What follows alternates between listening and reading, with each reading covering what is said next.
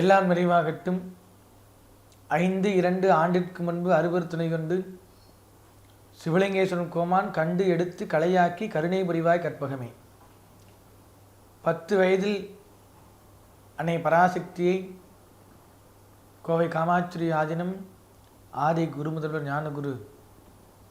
சாக்த சிவலிங்கேஸ்வர சுவாமிகள் பாலகனாக இருக்கும் பொழுது நொய்யல் ஆற்றங்கரையிலிருந்து கண்டெடுக்கப்பட்ட தெய்வத்தாய் அங்காள பரமேஸ்வரி இன்றைக்கு 51 சக்தி பீடமாக மாறி வருகின்ற பக்தர்கள் குறை நீக்கி துன்பத்தை நீக்கி கவலைப்படாதே கைவிட மாட்டேன், இந்த மண் பொன்னாகும், மண்ணை மிதிப்பவர் வினை தீரும், சுற்றி வந்தால் வெற்றி பெறலாம், ஒவ்வொரு மந்திரத்துக்கு ஒரு சக்தி இருப்பதைப் போல என்னுடைய அருட்குருநாதருடைய உள்ளத்திலே எழுந்தருளி வருகின்ற பக்தருடைய உடல் பிணையும்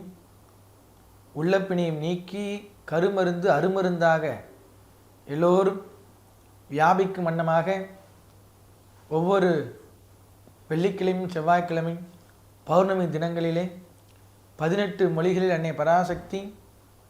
ஆகாயமான ஆகாயத்தில் பறக்காது, கப்பல் கடலில் மிதக்காது, காற்றெடுத்து வாங்கும் தரையில் செல்லாது, ரயில் தண்டவாளத்தில் ஓடாது, ஊசிக்கும் மருந்துக்கும் வேலை இல்லை, காற்றை விலை கொடுத்து வாங்குவீர்கள். இதுபோல 25 வருஷத்துக்கு அப்புறம் என்ன நடப்பதை இன்றைக்கே கணித்து சொல்லக்கூடிய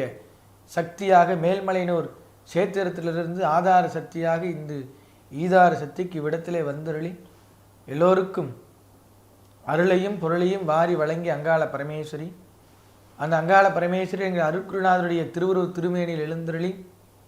குருவாகும் தெய்வமாகும் மாதா பிதா குரு தெய்வம் நான்காவும் எல்லோருக்கும் காட்சி கொடுத்த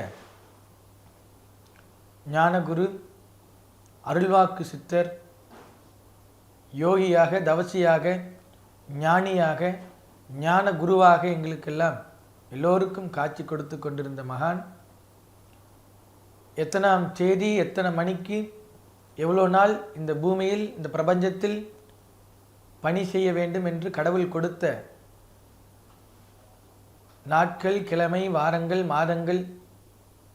வயது கூட கணித்து தனக்கு 48 வயது இருக்கும் பொழுதே தனக்கான சமாதியை புள்ளினால் வருடம் கோடி, புதுமண்ணால் 100 கோடி, துல்லிய செங்கலால் தூய 300 கோடி, அல்லியம் கோதைகளாய் ஆலய மடாலயங்கள் கல்லினால் கட்டி வைத்தார், கையில் விட்டு அகலார்தாமே. கருங்கல்லினாலே தனக்கான சமாதியை வடிவமைத்து 54 வருடம் 10 மாதம் 22 நாட்கள் 658 மாதம் 2058 வீக்ஸ் 20,000